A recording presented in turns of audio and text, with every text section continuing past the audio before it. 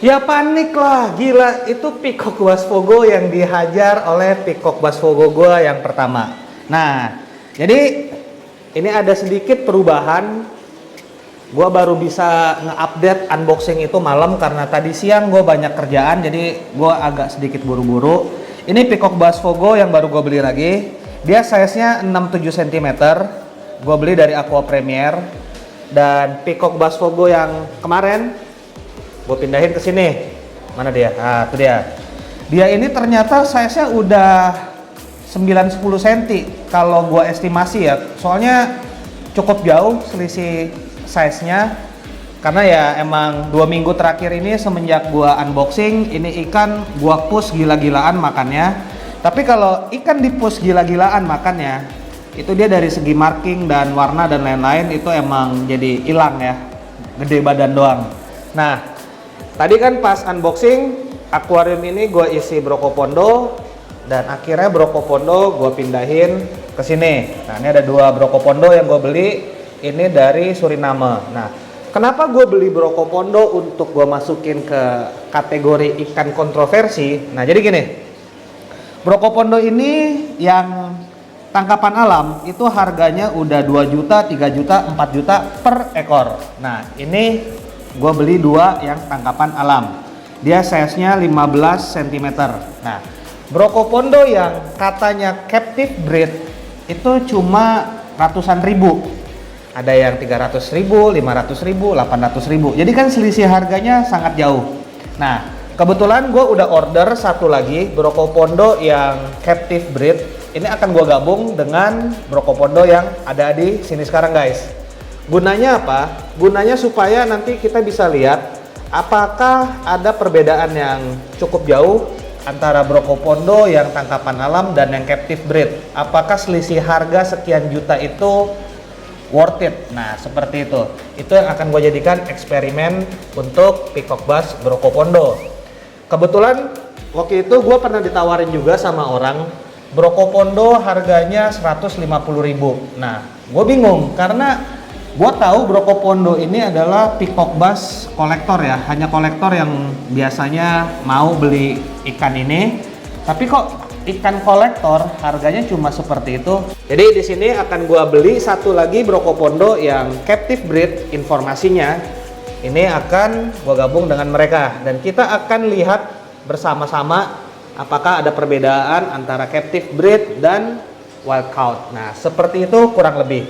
Nah, kemudian kalian bertanya nih, ini kan tadi isinya ada si Rambo sama Datnoid, itu ikan kemana? Nah, jadi karena kasus tadi nih, Fogo gue yang gede ngehajar Fogo yang kecil, gue panik dong. Nah, gue panik, si Rambo dan si Datnoid akhirnya gue pindahin ke akuarium room gue yang lama untuk bisa diisi akuariumnya si Rambo itu dengan si Brokopondo.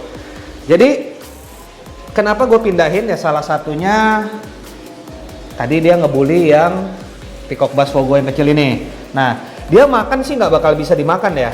Saya juga nggak terlalu, ini nggak bakal masuk ke mulut dia. Tapi ini berpotensi mati. Kenapa? Karena dia lebih besar dan ini ngebully yang ini. Jadi ini mati bukan karena dimakan, kemungkinannya kalau tadi tetap gue gabungin jadi satu akuarium, tapi yang kecil ini bisa mati karena stres dia hajar terus menerus. Jadi karena harganya juga sangat lumayan, akhirnya inilah yang gue putuskan, gue ambil action untuk misahin mereka berdua. Dalam waktu 2-3 minggu gue sih cukup positif. Selama ikan yang kecil ini gue push makannya dan yang ini agak sedikit gua rem, dalam 2-3 minggu mereka berdua ini nanti ukurannya semestinya udah sama. Begitu ukurannya sama baru bisa gua masukin ke dalam satu akuarium yang sama. Kemudian nanti kita akan pikirin, jadi gua masih punya waktu sekitar 2-3 minggu lagi untuk mikirin ikan unik atau ikan kontroversi atau ikan langka apalagi untuk mengisi salah satu akuarium yang ada di akuarium galeri ini. Nah, kemudian untuk Exodon sebenarnya ini bisa dibilang ikan unik ya, karena nggak banyak juga yang melihara dan karena jujur satu ekornya ini harganya lumayan dan ya kalau untuk diupdate gue juga bingung mau nge-update ikan ini seperti apa, karena ya beda ya. Kalau kita punya ikan cuma 1-2 ekor, kita bisa update perkembangannya per masing-masing ikan. Tapi gue kan di sini punya puluhan ekor Exodon, jadi gue bingung mau update yang mana, kan begitu. Kalau secara keseluruhan, ini sekarang mereka gue kasih udang hidup nih. Ini yang biasanya udah jadi udang rebon yang gue kasih makan ke ikan-ikan predator gue. Tapi ini yang versi hidupnya. Nah, gue taruh udang ini di sini, jaga-jaga kalau mereka lapar, ini udang bakal dibantai sama mereka. Jadi kemarin gue udah kehilangan sekitar 20-an ekor Exodon karena mereka kelaparan. Gue telat kasih makan, akhirnya mereka berantem dan yang lemah ya habis dimakan. Jadi salah satu kekurangan memiliki grup ikan predator yang makannya itu digigit-gigit, ya seperti itu. Sama juga dengan kasusnya dulu gue punya berapa belas ekor piranha kariba, dan yang akhirnya setiap kali gue telat kasih makan, yang lemah selalu dimakan. Jadi di situ gue kapok sih, bukan kapok ya. Ya gue punya pengalaman buruk aja memiliki atau merawat ikan predator yang makannya dicicil. Berbeda dengan ikan predator yang makannya bulat-bulat ya, seperti peacock bass, dia kan makannya bulat-bulat. Jadi kalau nggak masuk ke mulutnya biasanya tidak diganggu. Berbeda dengan ikan-ikan seperti piranha, terutama dari genus Pygocentrus dan juga si Exodon paradoxus ini. Jadi kalau nggak muat pun di mulut mereka, itu dikeroyok rame-rame, dimakan, dicicil-cicil dikit-dikit, seperti itu. Nah, ini baru makan udah boker aja dia.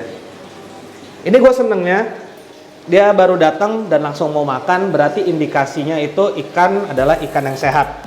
Nah, seperti itu yang bisa gue update untuk, kok mana fogonya satu lagi? Oh, itu dia. Nah, nih fogonya, jadi itu yang bisa gue update dengan peacock bass fogo yang baru, yang rencananya buat nemenin dia, tapi terpaksa karena kondisi dan situasi harus dipisahkan dulu. Nah, moga-moga dalam 2-3 minggu sesuai harapan gue, mereka berdua udah bisa gue gabung. Karena kasihan juga dia sendirian gitu. Karena peacock bass itu sepertinya yang gue perhatiin, mereka lebih nyaman kalau rame-rame saat mereka masih kecil ya. Jadi kalau misalnya sendiri di akuarium yang terlalu besar, mereka stress marknya terlalu sering keluar. Nah, stress mark itu adalah garis-garis yang hitam-hitam itu guys. Itu menunjukkan dia agak stres. Nah, seperti itu. Stresnya bukan karena air, tapi karena kondisi ya, kondisi atau settingan akuarium itu sendiri. Seperti itu. Nah, berbeda dengan ini dia berdua udah santai karena ada temennya, dia nggak terlalu gimana-gimana. Seperti itu. Nah, ini Brocopondo yang tangkapan alam. Oke, jadi gua akan bahas kondisi si Rambo. Nah, ini si Rambo. Nah, dia kalau Canamaru varian red emang notabene agak sedikit lebih lama untuk adaptasi di tempat yang baru. Jadi dia masih gosong lagi di sini. Kasihan ya gosong-gosong mulu. Tapi kalau udah settle kayak si Bang Jago nih, udah ganteng nih. Tuh. Bang Jago dicari nama fans-fans lu nih. Tuh, si Bang Jago udah settle terus. Dapat temen nih, tuh. Ya. Ini si Bang Jago. Nah, jadi ini moga-moga aja cepet settlenya si Rambo, dan yang jelas atasnya ini nanti gua akan kasih penutup, kalau enggak ya bisa-bisa loncat. Nah, ini peacock bass Kelberry gua yang dulu gua gedein, dan ini ada 3 ekor peacock bass temensis. Kebetulan temen gua jual ke gua, harganya cukup bagus, jadi gua beli. Waktu itu ukurannya masih 12 cm, sekarang mungkin sekitar 15 cm. Nah, ini update peacock bass gua yang lain. Jadi semenjak gue pindahin 10 ekor temensis ke sini, ini jadi rame banget. Nah, kalau kalian bertanya kenapa kok rame banget peacock bass di sini di satu akuarium ini, jadi gini, gue pernah bilang sih sebelumnya di video sebelumnya ya, peacock bass yang good marking atau barnya tebal atau yang memiliki spesifikasi tinggi itu harganya juga sangat mahal ya, karena ada harga ada kualitas. Jadi waktu itu gue memutuskan untuk beli partaian saat mereka ini ukurannya kecil. Nah, saat mereka ukuran kecil, harga masih sangat terjangkau. Ongkos kirim dari Jakarta pun sangat terjangkau.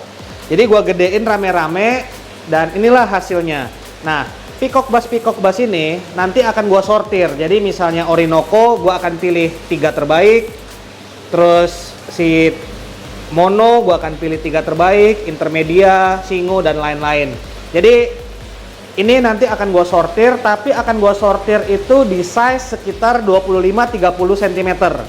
Karena begitu mereka udah size 25-30, itu kita udah nggak bisa salah lagi. Dalam arti kata, udah jelas mana yang bagus, mana yang kurang bagus. Tapi kalau masih size 20-25, sebenarnya udah bisa disortir. Tapi emang harus jeli banget ya. Berbeda ketika mereka udah size 30, seperti itu. Jadi gua akan tunggu sampai mereka rata-rata 30, gua akan sortir. Dan yang bagus akan gua keep, yang tidak bagus sepertinya akan gua jual, seperti itu. Nah, ini kalau Temensis size-nya udah 20-an cm, tapi dibanding sama yang lain dia kayak kelihatannya jadi lebih kecil karena Temensis ini pengalaman gue pribadi, dia ini sampai size 30-35 dia itu memanjang, tidak melebar ke atas. Berbeda dengan Peacock Bass yang lain, kalau kalian lihat dia melebar, mulai tinggi badannya. Walaupun ukuran panjangnya sama dengan Temensis, tapi Temensis itu di size-size seperti ini dia masih langsing, masih pipih badannya. Nah, kayak intermedia gua ini, tuh badannya udah sekel ya. Orinoco juga dan Peacock Bass gua yang lain. Nah, ini yang waktu itu gua hunting di tempat Ko Hermanto, ini adalah apa kemarin namanya butterfly catfish. Setelah gua research, butterfly catfish ini adalah hybrid dari PSN dan Pruneo ya, apa Purneo apalah gitulah itu catfish lah. Gue nama-nama catfish kurang paham ya. Nah, ini botia gue, jadi mereka ya bisa ngebantu lah bersih-bersih di bawah. Nah, seperti itu. Jadi ini akuarium yang ini panjangnya 240, lebar 75, tinggi 60. Ini berarti ada sekitar 30-an Peacock Bass. Nah, itu Tiger Dutch gue yang kemarin gue beli juga. Ada 1, 2, 3. Mana satu lagi? Ya itulah, seperti itu. Jadi untuk update ikan-ikan yang gue pindahin kemarin, ini aman-aman aja. Dan di sini semua Peacock Bass gue ini udah mau makan pelet, kecuali Temensis. Nah, salah satu trik ngelatih ikan cepat mau makan pelet atau makan makanan beku, yaitu digabungin dengan ikan yang sudah mau makan apa yang kalian mau kasih makan. Jadi ini sebentar lagi nih Temensis gua pasti mau juga makan pelet, seperti itu. Nah, Temensis yang di sini yang gue beli dari temen gua ini udah mau makan pelet karena dia gua gabung dengan Kelberry gua yang selama ini makan pelet. Jadi cepet dia belajar kalau pelet itu adalah makanan, seperti itu guys. Kemudian kalau kalian perhatikan tadi kan ada 1 ekor ikan lagi yang datang. Nah, itu adalah tambaki. Tambaki ini adalah ikan black paku. Ini gua gabung dengan ikan-ikan yang ada di sini. Nah, sedikit update, mungkin ada yang memperhatikan giant barb gue ini tinggal 1, yang 1 lagi itu mati. Gua nggak tahu mati kenapa, tiba-tiba aja mati. Kemungkinan sih ya gue nggak tahu ya, gue nggak bisa spekulasi karena waktu itu gue belek segala macam nggak ada masalah. Jadi ya entah dia kaget terus nabrak, entah gimana, gue nggak ngerti, gue nggak punya jawaban. Jadi intinya ini giant barb gue cuma sisa 1 dan kemungkinan gue akan beli lagi beberapa ekor giant barb karena ini ikan bisa sampai 1,5 meter gedenya, tapi sangat lama ya gede, bisa sampai size segitu. Ini jadi calon penghuni megatank nantinya. Dan ini LMB, large mouth bass gua yang kemarin sempat di akuarium galeri, gua taruh di sini dan ya seperti itu. Nah, untuk black paku atau tambaki ini nanti gua coba update kalau ada perubahan yang signifikan. Tapi untuk sementara ini dia gua gabungin di sini karena di bag fiber gua ini dia bisa berenang bebas dan ya moga-moga cepet dia gedenya. Dibanding gua taruh di dalam akuarium sejenis tambaki ini kan gedenya cepet, dan kalau gua taruh dalam akuarium nanti gua sendiri yang pusing mindahin dia. Jadi biarin aja dia di sini, gede di sini, dan nanti kalau ukurannya sudah sesuai ya, ini akan gua masukin, akan gua gabung ke megatank. Jadi kurang lebih itu aja update gua mengenai proyek, bukan proyek ya, ya bisa dibilang proyek lah, proyek ikan predator langka. Jadi untuk akuarium galeri ini akan diisi oleh ikan-ikan predator yang langka, unik atau kontroversi sehingga kita bisa membuktikan mana yang benar. Ya udah itu aja dan see you guys in my next video. Bye bye.